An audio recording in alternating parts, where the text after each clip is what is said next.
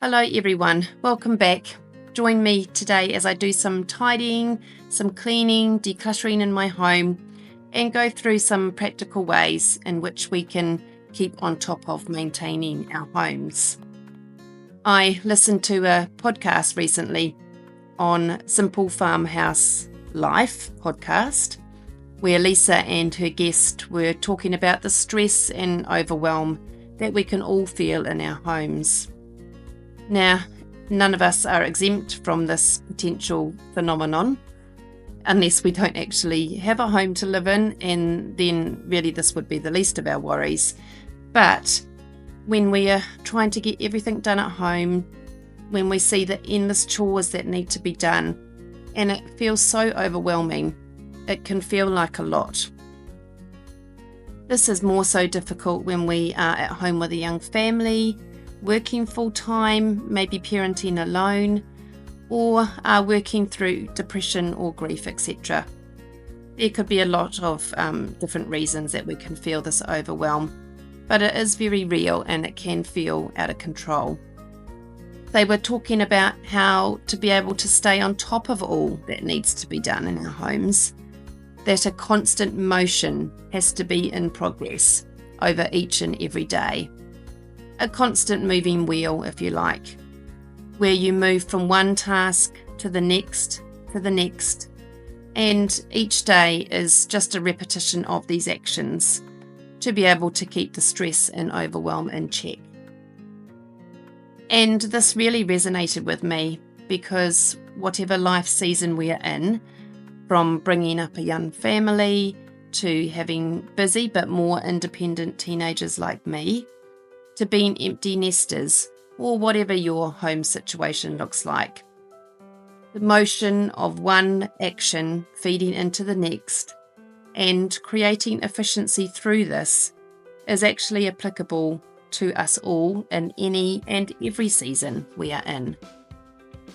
But even this concept of one action feeding into the next and not stopping could seem overwhelming to many of us as well.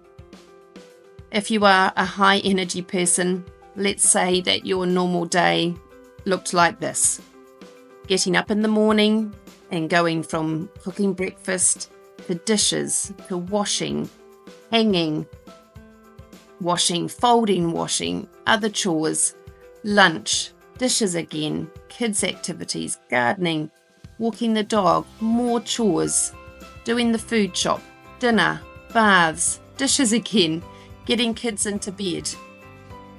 All of this with no stopping or barely sitting down. And I do have friends like this. You know, I would spend a weekend with them and it's exhausting watching, just how much they do, and they literally don't stop until the evening. Or they maybe are not actually a high energy person, but an active relaxer. So they relax by still physically moving their bodies in some way. This would be draining for me. I wouldn't say I'm a high or low energy person, but more somewhere in the middle. And I can easily spend chunks of time during the day just sitting, watching a movie, or doing a whole lot of nothing really. If I was feeling tired and given the opportunity, I also would be happy to lie down for a 15-minute nap. My whole family is like this actually. So how do we practically keep this constant motion going in our homes when we are all so different in our energy levels, have different pressures within our families, have jobs with differing, physical and mental stresses, etc., etc. Because whatever our life circumstances are, it's a sure thing that we all still have to manage the practice of motion in our homes. The most practical, beneficial and lasting way I have found to do this is to declutter and have a routine in place to keep decluttering and maintaining it thereafter. And even if you have high or low energy, these practices are still achievable and can be worked into anyone's day. It's about simplifying, and on a regular basis. This time last year, my home was absolute chaos. And yes, of course, for most of us across the world at this time of the year, it is fun chaos. But mine was not fun chaos. It was just mess, clutter, and disorganisation, and it was really impacting negatively on my family. So I spent a week concentrating in just one space or zone in my home. And each day I put in motion the same 5 principles in that zone. I will link the video up top here if you would like to watch it, because I do go into a bit more detail about the principles, and you get to see the end results as well, which are very motivating. But these principles are: number 1, to start and concentrate in one zone at a time. This not only helps to minimize the feeling of overwhelm because you are just focusing on achievable parameters, but it also sets you up for a win and motivates you to move on to the next space. And it gives you encouragement as you have tangibly seen the impact you made in the previous space.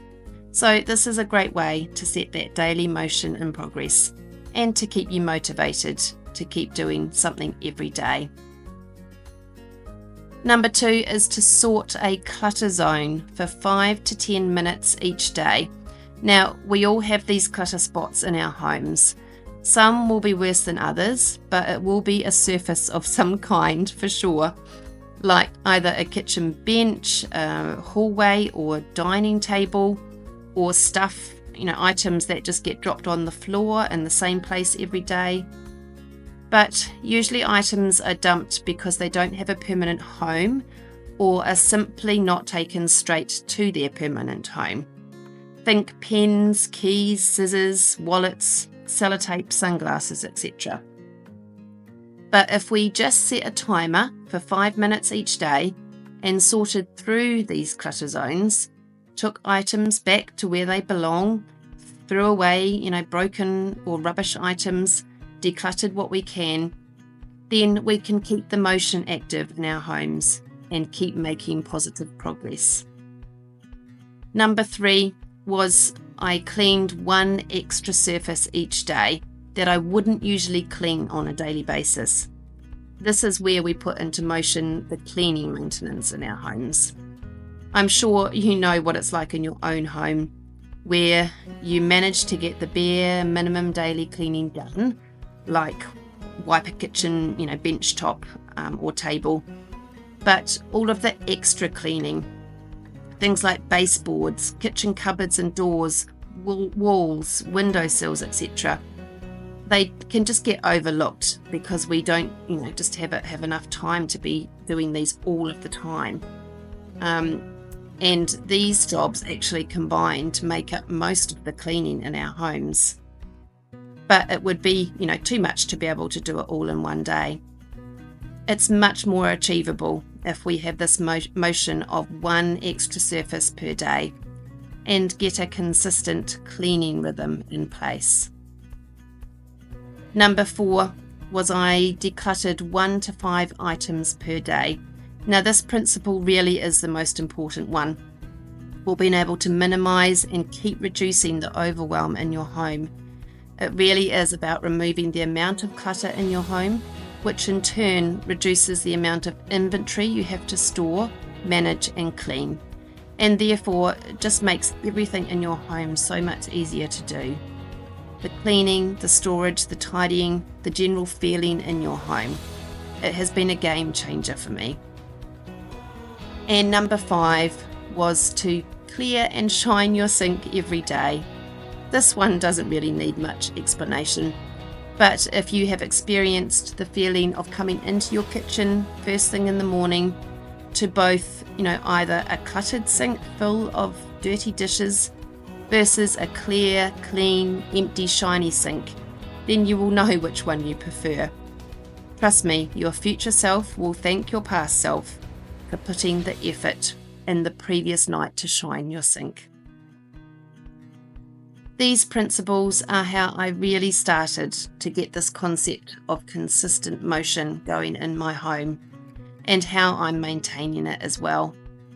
And I still have a long way to go. I have a lot of paper clutter that I need to work through. My garage needs another declutter, amongst other things. But this is actually what we need to remember, is that the work in our home has to be a constant motion, a constant turning wheel, whether you're a high energy or a low energy person. Because the work is never ending and it's never finished, hey? But it certainly can become much less overwhelming and much more manageable through small, consistent habits and small, consistent motion. I hope this has really encouraged someone today.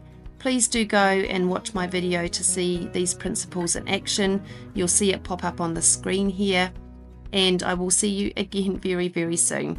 Have a super blessed week, everyone. Bye.